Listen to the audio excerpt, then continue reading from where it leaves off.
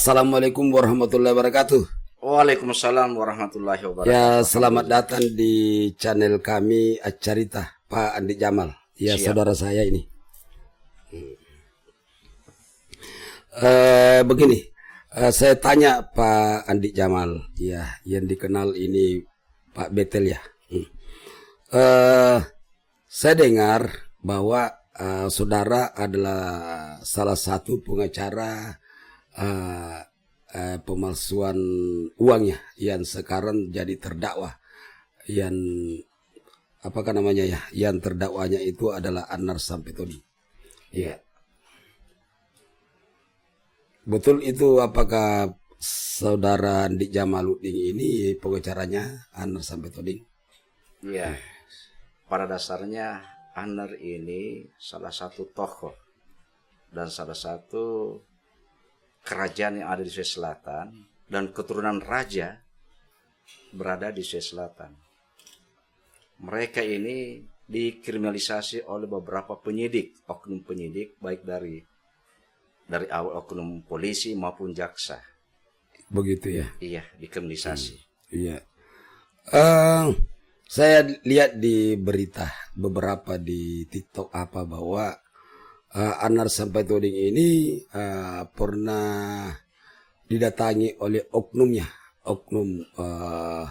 di apakah namanya itu di Rutang kelas 1 Makassar, ditawarkan untuk membayar 5 juta supaya 5 miliar supaya tuntutannya rendah atau hukumannya apakah tidak dihukum atau tidak bebas. dihukum? Bebas. Ya, ini saya tahu. Apakah benar itu ada oknum jasa yang datang di situ menemui terdakwa? Pertama-tama kami selaku kuasa dari Anar Sampetoding ya melihat persoalan ini ada oknum dari suruhan oknum jaksa JPU untuk menawarkan kepada klien kami uang sebesar 5 miliar.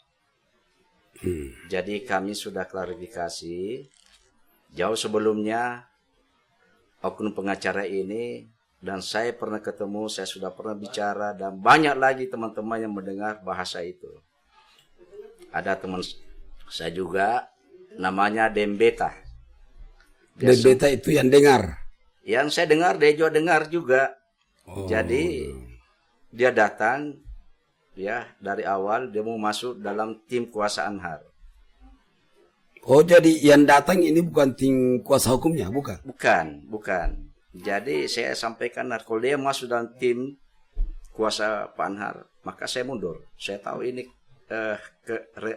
kapabilitas seseorang yang selalu pengacara ini, saya tahu.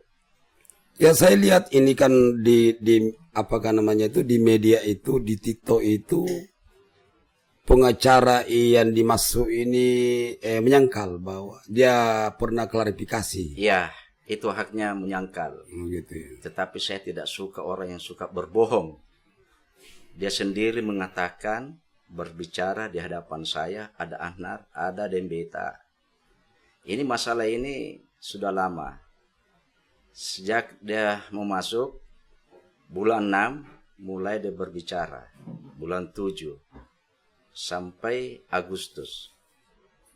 Dia mengatakan, saya yang atur semuanya persoalan ini. Ya, mulai dari penangguhan sampai tuntutan jaksa bebas. Oh, jadi tunggu dulu. Terdakwa ini pernah ditangguhkan oleh jasa? Saya terdakwa ini sudah berapa kali untuk bermohon penangguhan di pengadilan persidangan. Sudah berapa kali, tapi hakim tidak merespon. Ya, hakim tidak merespon. Mereka ini sebetulnya dia sakit. Jujur saya dia sakit. Terdakwa sakit.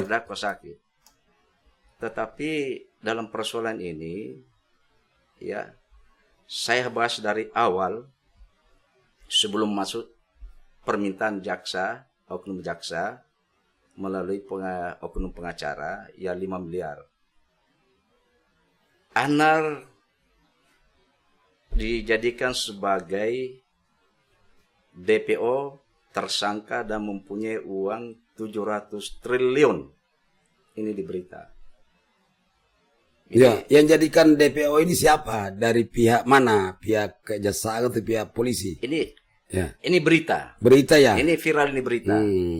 Padahal tidak pernah dia jadi DPO. Tidak pernah dia dipanggil, dia pernah dipanggil, diperiksa, ya, apakah dia dipanggil untuk klarifikasi, tidak pernah sama sekali di BAP. Orang dijadikan DPO harus dia dipanggil ya minimal 2 kali lah. 2 kali. Ya. Ini tidak pernah sama sekali, makanya Anhar langsung ke Makassar, langsung ke Polres Goa. Mempertanyakan kenapa saya dijadikan DPO dan tersangka. Ya, saya tidak suka begini. Saya ini orang Bugis Makassar. Saya harus bertanggung jawab apa yang saya lakukan. Tapi kenapa ada persoalan ini salah satu mengkriminalisasi seseorang di sini? Karena ada bahasa di berita dan itu viral. Anhar buron. Ya, buron dan DPO mempunyai uang SBN 700 triliun. Yang dijadikan dasar dalam bukti dari JPU, dan itu dalam dakwaan. Ada dalam dakwaannya itu. Tunggu dulu Pak, yang saya mau tahu ini, saya fokus di sini ya, ini permintaan oknum pengacara ya. Oknum pengacara. Ya. Menurut oknum pengacara ini atas perintah siapa sehingga dia berinisiatif ke sana di Rutang untuk menemui terdakwa? Siapa punya ini? Siapa yang perintah dia? Jadi dari awal memang dia ada juga temannya namanya dan siapa lain, Dentika. Dialah itu Dentika, temannya salah satu oknum pengacara. Inisial I. Iya. Ya. Kemudian dia berbicara sama klien kami, tapi saya dengar, saya tidak respon. Setelah Anhar dia sudah saya ditanya Anhar, bagaimana Pak Macari selagi ini? Saya tidak akan mau mengeluarkan uang 1 sen pun juga jika ini dia meminta. Saya hanya mau tahu apakah hukum ini digadaikan atau tidak. Ternyata ini hukum telah digadaikan di hadapan klien kami, tetapi tidak ada transaksi. Hanya Anhar ini sampaikan sama saya akan mau tahu siapa ini orang sesungguhnya. Ya, dia mau tahu siapa yang suruh. Siapa yang suruh? Oh, jadi tidak jelas ini apakah jaksa yang suruh atau bagaimana jaksa yang menangani kasus ini? Jaksa, oknum jaksa ini yang menyuruh, tidak mungkin tidak ada yang suruh. Tetapi setelah itu istrinya Pak Anhar ini sibuk di Belanda untuk perkawinan anaknya di Belanda. Setelah itu selesai perkawinan di Belanda sampai di Jakarta selesai, saya ketemu dengan istrinya Pak Anhar. Saya sampaikan, bilang Pak Anhar dimintai uang sekian begini. Kaget istrinya Pak Anhar. Oh loh, kenapa ada semacam penawaran? Tenang Bu, jangan kita yang penting kita dengar saya dulu. Setelah saya jelaskan Ibu, sadai Pak Anhar situ, temui jaksa ini untuk mengklarifikasi sehingga jangan berikan angin segar kepada jaksa. Ya, saya mundur dari pengacara Pak Anhar jika kita berikan angin segar terkait permintaan oknum ini. Kita yang bilang seperti itu selaku pengacara. Iya, saya karena kenapa? Suap menyuap itu dosa di hadapan Allah. Ya, dosa di hadapan Allah. Makanya saya tahu harus saya sampaikan, saya punya klien, jangan coba-coba. Saya keluar dari, tetapi Pak Anhar juga bilang, saya juga tidak mau. Hanya saya mau tahu apa motivasinya ini oknum ini sehingga dia meminta kuasa untuk mengurus persoalan ini. Saya ada pengacaranya, saya bilang, oke, kita punya hak, sudah diberikanlah kuasa. Ada kuasanya itu untuk mengurus penangguhan. Siapa yang berikan kuasa dia?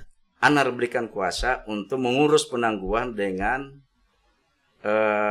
tuntutan jaksa dia mainkan. Pengacara ini dikasih kuasa. Pengacara untuk mengurus untuk mengurus penangguhan dengan tuntutan jaksa seringan-ringannya. seringan-ringannya. Bukan vonis bagaimana? Termasuk bebas kalau ini 5 miliar yang diminta. Kalau disetujui oleh Anwar dan dibayar, dia bebas. Dia bebas, tuntutan jaksa bebas. Tetapi Anwar tidak mau sama sekali, sehingga pada tanggal 26 saya sampaikan Agustus, istrinya. 26 Agustus ya? Iya. Hah? Jauh sebelumnya itu juga 24, 25 dan seterusnya. Agustus atau Agustus. Agustus ya. Saya sampaikan bahwa Bu, jangan coba-coba kita berikan angin segar kepada oknum terkait permintaan, ikuti iramanya, apa keinginannya, kalau perlu rekam, kalau dia minta wujudnya, bawakan wujudnya, tapi jangan kasih. Tetapi kalau dia minta segala sesuatu, perlihatkan itu wujud. Coba ada CCTV supaya ada bukti supaya jangan kita kasih. Jangan kita kasih. Baru kita keluar dari kantor kejaksaan. Makanya pada waktu itu ada 4 yang mengklarifikasi ke Kejaksaan Negeri Goa. Dia ketemu langsung istrinya Pak Anhar, sahabatnya Pak Anhar, oknum pengacara, dan ada satu lagi. Jadi 4 orang, 2 laki-laki, 2 ketemunya di jasa penuntut umum. Ketemu di situ oknum itu. Oknum jasanya. Iya, di kantor Kejaksaan Kabupaten Goa. Di ruangannya kejaksaan yang tangani jasa. Di ruangannya. Makanya baru-baru ini ada RDP di Komisi 3 DPR RI, luar biasa klarifikasinya. Itu hak setiap orang untuk membantah semuanya dalil-dalil itu, tapi ada saksi. Allah Maha tahu, Allah Maha mendengar, Allah Maha melihat. Apa yang kau sampaikan kepada klien kami, saya masih hidup, saya mendengar dan saya melihat apa ucapanmu di hadapan klien kami. Semuanya itu, ingat, Allah tidak tidur, Allah tidak buta. Begini, sempat saya lihat itu di TikTok, ya. Pernah juga kita telepon saya bahwa waktu 4 orang ini ketemu di jasa, oknum jasa itu di Kejaksaan Negeri Suku Minahasa, ada sempat tawar-menawar. Dari 5 miliar turun 1 miliar. Iya, bukan tawar-menawar, ditawarkan. Siapa yang tawarkan? Jadi oknum jaksa, kalau ini kan mengklarifikasi 5 miliar. Istri Pak Anhar tidak sanggup. Tapi memang niatnya istri Pak Anhar dan Pak Anhar, dia hanya mau tahu posisi ini. Tidak mau memang membayar. Tidak membayar. Ayo. Saya sudah sampaikan. Saya akan mundur selaku kuasa jika kita ada suap menyuap. Karena satu ini kasus. Ini mengkriminalisasi hak asasi seseorang. Klien kami sangat dipaksa untuk ditahan, dipenjarakan, dan dijadikan tersangka. Ya. Jadi pada waktu itu jelas penawaran dari oknum jaksa diklarifikasi 5 miliar, dia benarkan, ya benar. Tapi istrinya, siapa oknum jaksa yang benarkan? Iya, dia benarkan. Dia ditanya berapa ya, dia minta 5M. Istrinya Pak Anhar yang bertanya kepada jasa. Iya, istrinya Pak Anhar kan klarifikasi, tidak sanggup. Kalau ada uang 2 miliar, 1 tahun tuntutan. Siapa yang bilang begitu? Jasa penuntut umum. Oknum jasanya ini. Ya, karena dia disampaikan semua terus turun 1 miliar 2 tahun tuntutan. 2 tahun tuntutan. Makanya dia minta wujud. Wujud itu saya bilang, kasih lihat wujud, jangan kasih. Kalau kau kasih, saya akan lapor kamu. Suap penyuap. Berarti saya sudah warning ini keluarga istrinya Anhar. Pak Anhar juga tidak mau. Tidak mau. Karena saya sudah sepakat, ya Pak Anhar jangan coba-coba. Pak Anhar bilang, klien kami bilang, saya tidak akan mungkin mencederai diri saya. Saya ini orang beragama juga. Saya sekalipun dangkal pengetahuan agama saya, tetapi saya tahu. Itu percakapan saya dengan Pak Anhar, klien kami, di rutan. Dan ini pengacara yang sering datang ketemu dengan Pak Anhar. Sering, bukan, woi, luar biasa. Tidak bisa dihitung berapa kali datang ketemu di Makanya- di apa namanya tahanan. Ya Di rutan. makanya saya dengar dia mengklarifikasi bahwa itu tidak benar.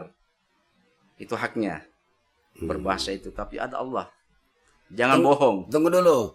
Yang hubungi ini istrinya Pak Anhar untuk datang di kejaksaan siapa? Ini suruhnya oknum jaksa, inisial I. Iya, seorang pengacara. Pengacara juga itu? Pengacara juga. Atau wartawan atau apa? Oh, ya, dia pengacara, tetapi saya sudah tahu track recordnya di beberapa teman-teman yang dia sudah Dia hubungi lewat telepon atau didatangi rumahnya ketemu atau gimana? ketemu di rutan, kadang dia di telepon, kadang dia di chat, ada semua. Kita akan belak-belakan nanti di Komisi 3 DPR RI. Tunggu Om Betel, saya minta anggota DPR RI, Komisi 3, saya mohon kepada Ketua RDP ulang, panggil saya, supaya persoalan terang benderang. Jangan hanya anggota DPR RI menerima bahasa sepihak. Ya, harus kedua belah pihak pengacara. Kenapa pengacara Pak Anhar tidak diundang pada saat RDP? Ya. Satu tanda tanya, suatu pernyataan besar buat anggota DPR. Kenapa tidak dipanggil? Supaya jelas ini masalah. Saya minta teman-teman jangan suka bohong di Republik ini. Allah saja kau sudah bohongi, apalagi? Weh, kita kebohongi.